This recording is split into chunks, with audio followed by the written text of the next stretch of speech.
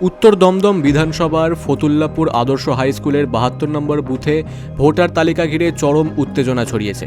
এই বুথের মোট ৯৬৭ জন ভোটারের মধ্যে ৫৫৮ জনের নাম রহস্যজনকভাবে আনম্যাপিং হয়ে যাওয়ায় তাদের নতুন করে হিয়ারিং বা শুনানির মুখে দাঁড়াতে হচ্ছে।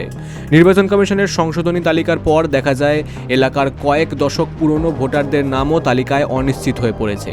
এর মধ্যে ৭০-এর দশক থেকে ভোট দিয়ে আসা প্রবীণ নাগরিক ও অবসরপ্রাপ্ত সরকারি পেনশনভোগীরাও রয়েছেন। অভিযোগ, স্থানীয় বিএলও সঠিক তথ্য না দেওয়ায় এই পরিস্থিতির সৃষ্টি হয়েছে। নিজেদের ভোটাধিকার রক্ষায় বৃহস্পতিবার সন্ধ্যায় কাজী নজরুল ইসলাম সরণিতে পথ অবরোধ করে বিক্ষোভে ফেটে পড়েন স্থানীয় শ্রমজীবী মানুষজন। তাদের দাবি, অবিলম্বে ৫৫৮ জনের নাম কোনো শর্ত ছাড়াই তালিকায় ফেরাতে হবে। নির্বাচন দপ্তর ও বিএলওকে এই ভুলের জন্য ক্ষমাও চাইতে হবে। লিস্টে গন্ডগোল হয়েছে যে যাদের ২০০২-এ নাম আছে বা ২০২৫-এও নাম আছে, তাদের বিএলআর এসে সমস্ত কিছু দেখে গেছেন এবং বলেছেন যে সব কিছুই ঠিক আছে। কিন্তু লিস্ট আসার পর দেখা গেল যে আমাদের এখানে ৫৬৮ জনের নাম, মানে ৫৫৮ জনের নাম একদম আসেইনি।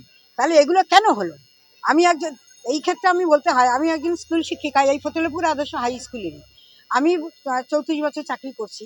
আমার ২০০২-এও নাম আছে, ২০২৫-এও নাম আছে এবং তার আগে থেকেই নাম আছে। তাহলে আমি এত বছর চাকরি করার পর আমি রিটায়ার করেছি, আমার সরকার যথাযথভাবে আমাকে পেনশনের ব্যবস্থা করছেন, তা সত্ত্বেও মানে আমার ক্ষেত্রে নো ম্যাপিং হয়েছে। এটা আমার ক্ষেত্রে কেন হলো? এটা দীর্ঘদিন ধরে ভোট দিয়ে আসা নাগরিকদের কেন এই হয়রানির শিকার হতে হচ্ছে তাই নিয়ে প্রশাসনের উত্তরের অপেক্ষায় ফতুল্লাপুরবাসী।